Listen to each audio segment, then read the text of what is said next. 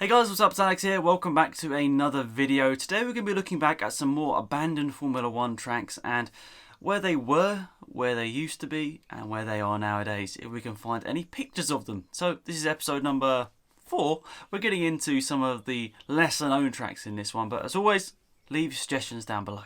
So first up on this one is going to be actually the place that held the first ever Singapore Grand Prix. Now, it's a bit of a weird one because it definitely changed territories over its time. Where it's based right now wasn't always Singapore. I think it was Malaysia, wasn't it?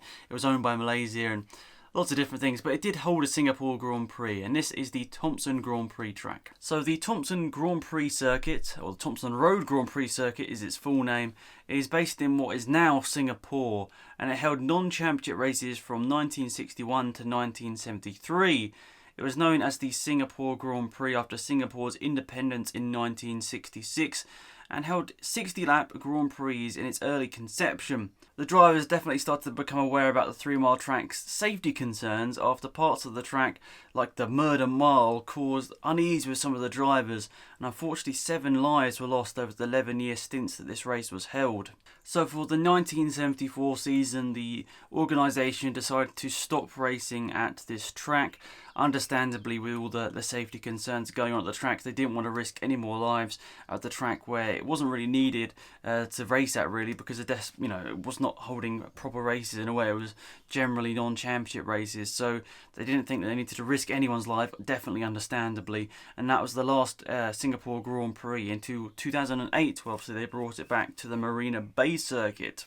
Now, I never really knew much about this track until I did a bit of research on it, but by the looks of it, like a lot of these old tracks, it was very, very dangerous. And the thing is with old tracks, they weren't really thought about, they didn't really ever think about safety. They didn't really go into designing a track thinking about where's someone probably going to crash and where could they seriously injure themselves. It was like, where can we just put a Grand Prix track in a way sometimes.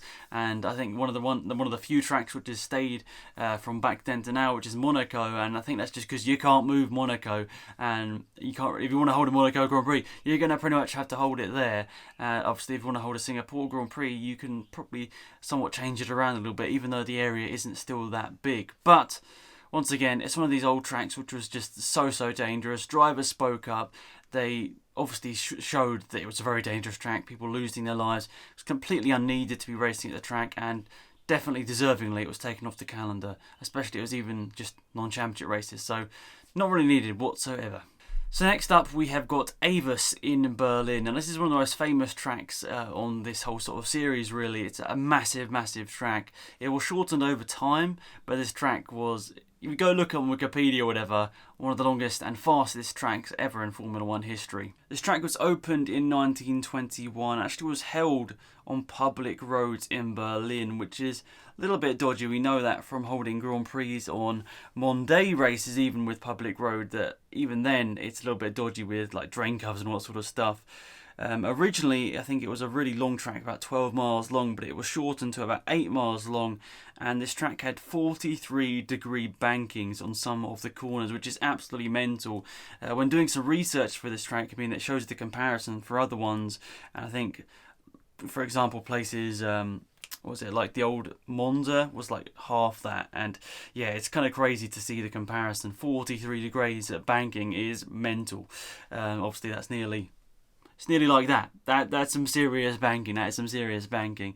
But basically, this track held the 1926 and 1959 German Grand Prix. Obviously, one post-war, one pre-war, meaning obviously a little bit of a difference in there. But the lap record was held by Tony Brooks, actually, with a 2 minutes 4.5 in the 1959 Grand Prix in his Ferrari. And as of 1961, Grand Prix racing would stop racing on banked tracks, meaning Avis had to do something about that, and in 1967 they removed the banking at Avis. They tried to get it back on the F1 calendar, but it never has come back since. It has gone on to hold other smaller events like Formula 3 and DTM, but its last official race was held in 1998. Now, the reasoning for this was not so much safety concern, as maybe the other tracks we talked about in the whole series, and obviously Thompson at the start of this video, but the reason why this was removed was the traffic problems it was causing in Berlin, and obviously the environmental concerns of running this race in the middle of a city. So some pretty important reasons to stop racing, and are definitely understandable. And even though this was a fast track, maybe wasn't quite as maybe deadly as some of the other ones in this series. So Avis, obviously a very, very big track, one that obviously 2 minutes for in one of those cars, when you're going pretty much flat out for the whole thing, it's still a very long lap. And yeah, I would have not liked to have done that. I wouldn't even like to do that in a modern day Formula 1 car, all the safety and all that, but back then that would have been absolutely mental. But Avis, a track in Berlin, I wish I kind of went and looked about Berlin. I was there recently, but I didn't actually go and look for Avis. I maybe could have got some footage of the grandstand. I mean, I know there are some videos on YouTube looking at the grandstands and that sort of stuff, so maybe I should have gone and done that, but I didn't, so that was a bit annoying. But yeah, nonetheless, another episode where a track has been removed through, I think, safety concerns in a way, but at the same time, definitely through concerns from racing on the streets. So next up is a track over in America, which was not a massive fan with drivers, and this is the Caesars Palace Grand Prix in the United States. So this track was based in Las Vegas and held 2 Grand Prix events in 1981 and 1982. It actually got onto the F1 calendar because Watkins Glen was taken off the F1 calendar after 1980, and they needed to obviously get a replacement for the American or United States Grand Prix to replace that. That's the reason why they went to Caesars Palace in the first place. They had actually tried to search elsewhere to find a track on the western side of the United States, but they couldn't do it. So that's the reason why they went to Caesars Palace after all. Now, this was said by many drivers who raced at the time to be the worst track, or one of the worst tracks Formula 1 has ever visited, so it was not received with much approval from the F1 drivers. It was just, by the look of it, not that great to drive. Saying this, from a spectator's point of view, this track was actually pretty good. It was quite smooth, it was quite wide, it just looked quite a decent place to race. There was wide runoff areas, there was gravel traps. It basically looked like a somewhat decent track to drive around, as well as being super smooth, but it wasn't the case. Drivers didn't really enjoy it, and yeah, it was taken off the calendar after only 2 races. Now, Nelson Piquet actually had to take 15 minutes after finishing P5 in the 1981 Grand Prix after clinching his first World Championship. And it's actually due to heat exhaustion he suffered through that Grand Prix, which is kind of mental. So after only drawing in tiny crowds after the 2 races it held, it was taken off the calendar. The kart series in America did continue racing there for a couple of years. However, in 1984 it was removed from the calendar and disappeared and never came back since. And obviously not many people enjoyed it, so there's a pretty good chance that nothing is going to come back over Caesars Palace. But there have been talks to get another track, racing around the streets of Las Vegas, other ones in America as well. So we might see another street track coming back to America, but it's not going to be Caesars Palace. Nobody liked it. So it's not normally the case where a lot of drivers come out and just completely slate the track. I mean, it generally wouldn't happen in F1 nowadays because the drivers are so PR trained, but back in the day, you'd say people were slightly less media trained and were slightly less, or slightly more prone, I guess, to just go out and say whatever they really thought. And I think I kind of would have liked that to come back into Formula 1 nowadays. I would kind of like to know which drivers hate certain tracks, but nonetheless, this was a track which was a bit of a shambles in a way. Didn't really ever work out, but I hope for America, United States, they can get another street track back on the calendar.